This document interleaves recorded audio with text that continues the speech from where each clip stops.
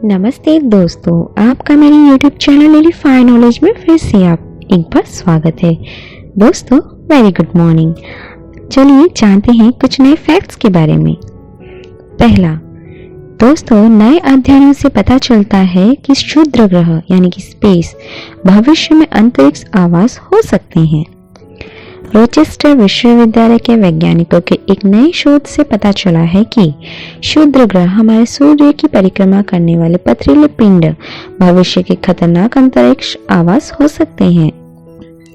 Brighton का कहना है कि सौरमंडल में उनकी विस्तृतता के अलावा क्षुद्र ग्रहों के मानव निवास के लिए कई अन्य फायदे हैं। पेपर में एक बेतहाशा Shastri Adam Frank, Helen F और फ्रेड एच गोवेन भौतिकी और विज्ञान के विज्ञान और मैकेनिकल इंजीनियरिंग में जा रहे और प्रोफेसर के पहले शोधकर्ता सहित क्षुद्र ग्रहों पर बड़े शहरों की रूपरेखा तैयार करते हैं। 1972 में भौतिक विज्ञानी जॉर्ज ओनील और उनके सहयोगी ने ओनील सिलेंडर के लिए एक योजना तैयार की, एक स्पिनिंग स्पेस सेटलमेंट डिजाइन जिसमें 2 सिलेंडर विपरीत दिशाओं में जुड़ रहे हैं। प्रत्येक सिलेंडर को जोड़ने वाली एक बांध के लिए 7 सिलेंडर जुड़ रहे थे। उनकी आंतरिक सतह पर कृत्रिम गुरुत्वाकर्षण प्रदान करने के लिए पर्याप्त तेज, लेकिन इतना धीमा कि उनके अंदर के लोगों को गति बीमारी का अनुभव न हो। हालांकि ओनील सिलेंडर बनाने के लिए पृथ्वी से अंतरिक्ष तक आवश्यक भवन की आपूर्ति करना कठिन और लागत निर्धारणात्मक होगा। कोविड-19 महामारी के दौरान रोचेस्टर के ब्रोशर ने लागत प्रभावी ओनील सिलेंडर बनाने की इस समस्या पर विचार किया और जल्दी पता चला कि वे जिस चीज पर हो सकते हैं, क्या ओनील सिलेंडर बनाने के लिए क्षुद्र ग्रहों का उपयोग किया जा सकता है। मैक्लोविक और उनके सहयोगियों ने क्षुद्र ग्रहों को घुमाने के लिए छत्ते, चेहरे और चपलता की गणना और छाले को शामिल करने के लिए एक विचार के साथ आया, जो अनिवार्य रूप से एक क्षुद्र ग्रह से ओनील संबंध बनाने का परिणाम होगा। वे अंतरिक्ष में मानव शहर की कुंजी के रूप में अल्ट्रालाइट और उच्च शक्ति वाले कार्बन कनेक्शन से बने रहते हैं। जाल बैग में एक क्षुद्र ग्रह को ढकने की कल्पना करते हैं। ब्राइटन के अनुसार प्रक्रिया पुरातनवाद के रूप में शामिल हो सकता है। कृत्रिम गुरुत्वाकर्षण बनाने के लिए क्षुद्र ग्रहों को भ्रम होगा। यह प्रक्रिया अनिवार्य रूप से क्षुद्र ग्रहों को अलग करने का कारण बनती है। क्षुद्र ग्रहों के मलबे के टुकड़े बाहर की ओर बहेंगे। किसी भी क्षुद्र ग्रह के घिनौनेपन वाले कार्बन कनेक्ट फाइबर बैग का विस्तार होगा। जब बैग अपनी अधिकतम सीमा तक पहुंच गया तो कार्बन इलेक्ट्रोफाइबर फाइल के मलबे को पकड़ता हुआ टूट जाएगा। जैसे ही मलबा बैग के खिलाफ बसाया गया, यह अंदर रहने वाले किसी भी व्यक्ति के लिए विकिरण से बचाव के लिए पर्याप्त मोटी परत का उत्पादन करेगा। सिलेंडर का स्पिन आंतरिक सतह पर कृत्रिम गुरुत्वाकर्षण होगा। दूसरा, दोस्तों क्या आपने जिंदगी में अपने कभी न कभी एक्सरे कराया है? तो एक नॉर्मल से एक्सरे आपके शरीर के लिए बहुत ही हानिकारक होती है और उस हानि से आपूर्ति के लिए आपके शरीर को पूरे 1 वर्ष का समय लगता है। जी हाँ दोस्तों, किरणें विद्युत चुंबकीय विकिरण का एक रूप है जो मनुष्य के शरीर में प्रवेश कर सकते हैं या गुजर सकते हैं और हड्डियों और कुछ वस्तुओं की छाया जैसे संबद्धता कर सकते हैं। मामूली बीमारी और चोट के लक्षण दिखाई दे सकते हैं। दवाओं में एक्सपोजर का उपयोग किया जाता है, जैसे रेडियोग्राफी जो एक स्थिर एक्सरे इमेज बनाता है, फ्लोरोस्कोपी जो शरीर की गति की निगरानी और कुछ करवाता है और उपचार करवाता है, कंप्यूटेड टोमोग्राफी जो अधिक विस्तृत स्थिर छवि बनाता है। शरीर कुछ एक्स एक्सपोजर की ऊर्जा को अवशोषित करता है। प्रतिकरण के अवशोषण के दौरान बहुत कम विकिरण खुराक आमतौर पर कोई प्रतिवाद प्रभाव नहीं देता है, लेकिन फिर भी खुराक को जितना संभव हो उतना कम करने की सीमा होती है। कैंसर कोशिकाओं के गुणों को रोकने के लिए विकिरण ऑन्कोलॉजी या चिकित्सा में बहुत बड़ी विकिरण खुराक का उपयोग किया जाता है। विकिरण बीमारी आपके शरीर को विकिरण की एक बड़ी खुराक के कारण होने वाली क्षति है जो लगातार में प्राप्त होती है। शरीर द्वारा अवशोषित विकिरण की मात्रा अवशोषित खुराक यह निर्धारित करता है कि आप बीमार होंगे। विकिरण बीमारी को तीव्र विकिरण सिंड्रोम या विकिरण विषाक्तता भी कहा जाता है।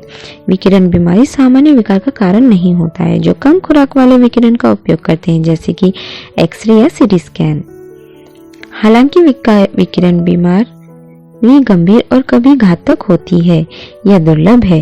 द्वितीय विश्व युद्ध के दौरान हिरोशिमा और नागासाकी जापान में परमाणु बम के बाद विकिरण बीमारी के अधिकांश मामले परमाणु औद्योगिक हताहतों के बाद होते हैं, जैसे कि 1986 में विस्फोट और यूक्रेन के चेर्नोबिल में परमाणु ऊर्जा संयंत्रों को नुकसान पहुंचाने वाली आग। विकिरण बीमारी के लक्षण और लक्षण की ग्रेविटी इस बात पर कायम है कि आपने कितना विकिरण अवशोषित किया है।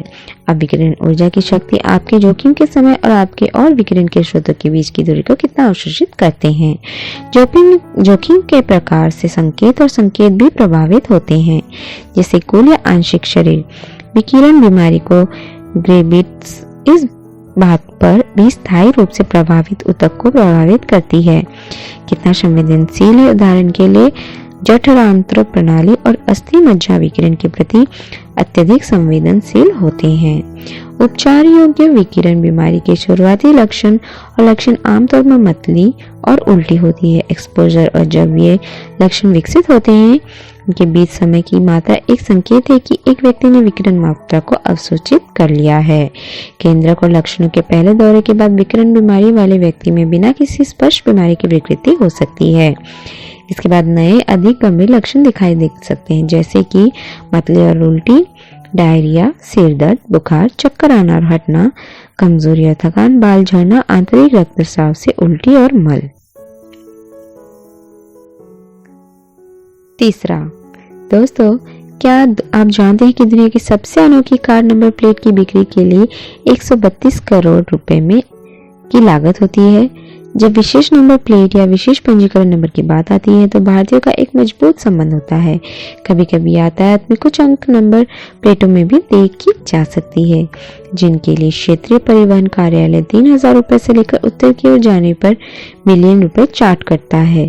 खैर, इस बार एक नंबर सेल्स प्लेट के लिए है, जिसकी कीमत अब करोड़ों में तय की गई है। हाँ, आपने सही सुना।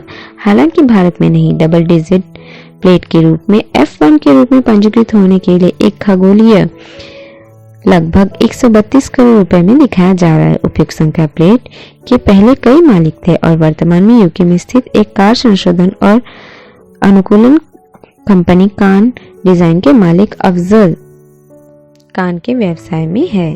कान के स्वामित्व वाला एक बुगाटी वेरोन हाइपरकार के खिलाफ F1 नंबर प्लेट पंजीकृत है, जिसके पास उसके स्वामित्व वाली कुछ अन्य दुर्लभ नंबर पते हैं, जैसे F1 पते 1 CEO 180 और 4 HRH की समानता है। F1 नंबर प्लेट पर प्रीमियम नहीं लगाया जाता है, क्योंकि यह F1 या फॉर्मूला 1 दौड़ से जुड़ी होती है, जो यकीनन दुनिया भर में सबसे प्रसिद्ध मोटर स्पोर्ट्स में से एक है। आपके विचार क्या है? अगर आपके पास पैसे होते तो क्या आप यह नंबर प्लेट खरीदते? मुझे कमेंट बॉक्स पर जरूर बताइएगा।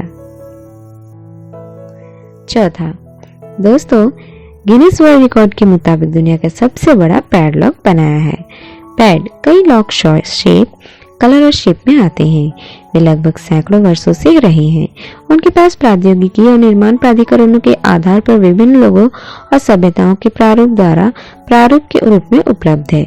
औद्योगिक क्रांति के साथ बड़े पैमाने पर उत्पादित पैडलॉक आया, जो अंततः एक पिन टम्बलर डिजाइन पर बस गया। ऐसा इसलिए कहा जाता है क्योंकि अंदर कुछ पिन और एक बेड होता है जो सर्फ या ऊपर गिर जाता है।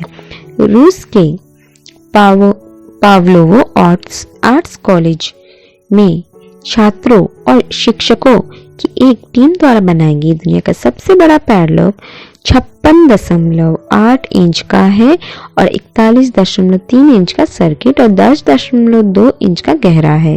कुल मिलाकर चाबी सहित इसका वजन 916 पाउंड है। जो कुछ भी इसका बचाव कर रहा है वह संदेह बहुत ही अजीब वजन का होता है।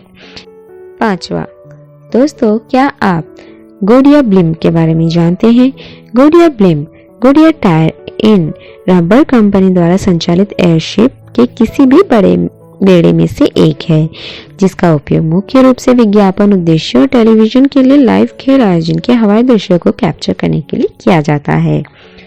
ब्लिम्प शब्द को एक गैर कठोर एयरशिप के रूप में परिभाषित किया गया है। बिना किसी आंतरिक संरचना के एयरशिप लिफाफे के भीतर गैस उठाने का दबाव पोत के आकार को बनाए रखता है। 1925 में पिलग्रिम के लॉन्च से लेकर 2017 में स्पिरिट ऑफ इनोवेशन के रिटायर होने तक गुडियर अपने वैश्विक जनसंपर्क बेड़े में आमतौर पर गैर कठोर एयरशिप का स्वामित्व और संचालन करता है। 2014 में गुडियर ने अपने 3 अमेरिकी गैर कठोर एयरशिप को 3 नए अर्ध कठोर एयरशिप से बदलना शुरू किया, जिनमें से प्रत्येक में एक कठोर आंतरिक ढांचा है, हालांकि तकनीकी रूप से गलत है। गुडियर इन नए अर्ध कठोर एयरशिप के संदर्भ में ब्लिम्प का उपयोग करना जारी रखता है। गुडियर ब्लिम्प को हीलियम से फुलाया जाता है। हीलियम को कम दबाव में बनाए रखा जाता है, इसलिए छोटे पंक्चर ब्लिम्प के लिए गंभीर परिणाम नहीं देते हैं। ब्लिम्स का एक निरीक्षण तत्व लिफाफे में प्रकाश के उन बिंदुओं को देखना है जो छोटे छेदों का संकेत देते हैं। जेपेलिन एनटी से पहले गुडियर ब्लिम्स गैर कठोर थे। अर्थ है कि उनके आकार को एक कठोर आंतरिक संरचना द्वारा डिग्रीजेबल्स उनके बाहरी लिफाफे के अंदर ब्लिम्स को हवा से भरे बैलोनेट्स के साथ लगाया जाता है। जैसे ही ब्लिम्स पर चढ़ता या उतरता है, घनत्व में बदलाव की भरपाई करने और लिफाफे में एक समान दबाव बनाए रखने के लिए आंतरिक बैलोनेट फैलते हैं या सिकुड़ते हैं। नवीनतम गुडियर एयरशिप जेपेलिन एनटी इस सम्मेलन से प्रस्थान है, क्योंकि यह एक अर्ध कठोर एयरशिप है जो अपने कुछ ताकत प्रदान करने के लिए लिफाफे के अंदर एक ट्रस का उपयोग करता है। जीजेट का अर्थ गुडियर जेपेलिन है, जो गुडियर की जर्मन कंपनी के साथ साझेदारी से उपजा था, जब दोनों एक साथ एयरशिप का निर्माण कर रहे थे। हालांकि ये मॉडल द्वितीय विश्व युद्ध की शुरुआत के दौरान इस साझेदारी के भंग होने के कई वर्षों बाद आए थे। GZ1 USS एक्रोन ZRS-4 था, अमेरिकी नौसेना का चौथा कठोर हवाई पोत जिसका उपयोग उड़ान विमान वाहक सहित कई परीक्षणों के लिए किया गया था। गुडियर वेबसाइट के अनुसार अब सेवानिवृत्त GZ19 और 19A 150 और 157 फीट लंबे थे और GZ20 और 20A ब्लिम्प 192 फीट लंबे, 59.5 फीट लंबा और 50 फीट चौड़ा था। तुलना के लिए जेपेलिन कंपनी के हिंडनबर्ग और LS 129 और ग्राफ जेपेलिन LZ 130 अब तक का सबसे बड़ा हवाई पोत, दोनों 804 फीट लंबे और 135 फीट व्यास के थे, यानी मौजूदा गुडियर ब्लिम्प से 4 गुना लंबा और 2 गुना चौड़ा। गुडियर द्वारा बनाया गया अब तक का सबसे बड़ा ब्लिम्प अमेरिकी नौसेना का ZPG-3 था, जिसकी लंबाई 403 फीट थी। तो दोस्तों, आज की दी हुई जानकारी आपको कैसी लगी मुझे कमेंट बॉक्स पर जरूर बताइएगा और मेरे इस वीडियो को लाइक शेयर सब्सक्राइब करना ना भूलिएगा। नई नई वीडियोस पाने के लिए आप बेल नोटिफिकेशन को भी प्रेस करना ना भूलिएगा। Thank you.